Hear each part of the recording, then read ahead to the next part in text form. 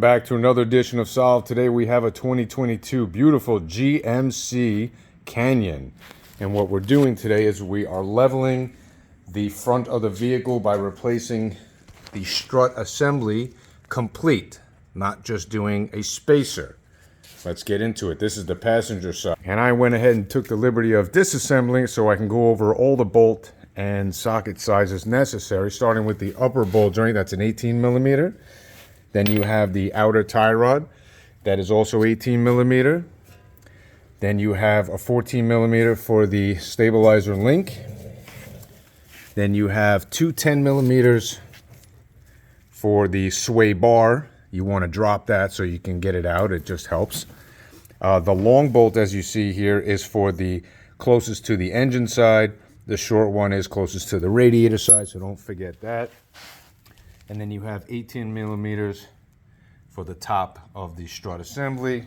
Let's not forget the 21 millimeter that holds the bottom of it. You don't need a wrench, even though it looks like it's a nut. I believe it's welded in there, so you won't need a wrench.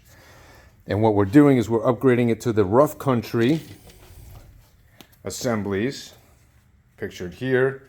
And for this vehicle, this is your part number, or you can contact Rough Country directly for your vehicle. They were pretty inexpensive. I think about 325 bucks or so. Shipping is free most of the time. Don't forget, you most certainly want to disconnect the ABS sensor. A little bit of tension on there, but if you didn't have that disconnected, you'd be replacing that as well. You don't need to remove the axle at all. The nut is completely secure. The brakes are completely secure. Everything else is ready to rock and roll. We're just going to put the reassembly in, and we'll get to the other side. So we're getting ready to install, and I noticed that the new strut assembly comes with new top nuts. My recommendation is to use the factory originals, and here is the obvious why. You tell me.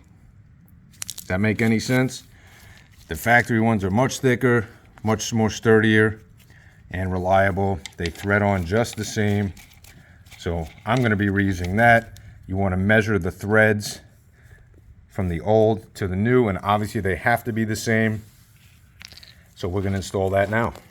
So we did notice just one other thing, very important, because the position that it comes out of the vehicle is like this, and you have to line it up like that because that's how it goes in.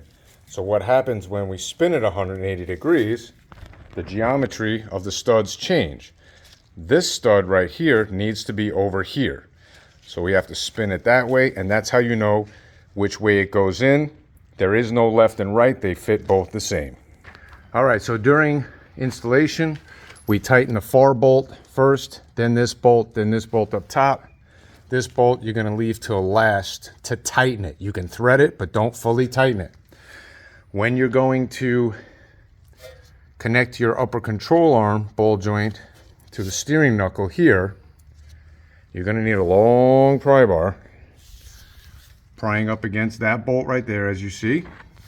And you're going to need a jack to bring up the assembly so that these two can connect. You'll probably need a second person, would be helpful. You can do it by yourself if you have the strength. Now we're going to complete the installation. Okay, so during reassembly, don't forget about the 10 millimeter right here, which you had to take off to get to the ABS wire. And make sure you listen for the click. And then you want to put it back in the foil and back where it belongs in its slotted hole right over here. All right, so now we're on the passenger side. I wanted to point out an error in the socket size. The one for the outer tie rod is actually a 21 millimeter, not an 18. I stand corrected. Again, you want to remove the 10 millimeter for the ABS wire, and an even easier way, you can remove it from here. It has the little plastic teeth right there that go in.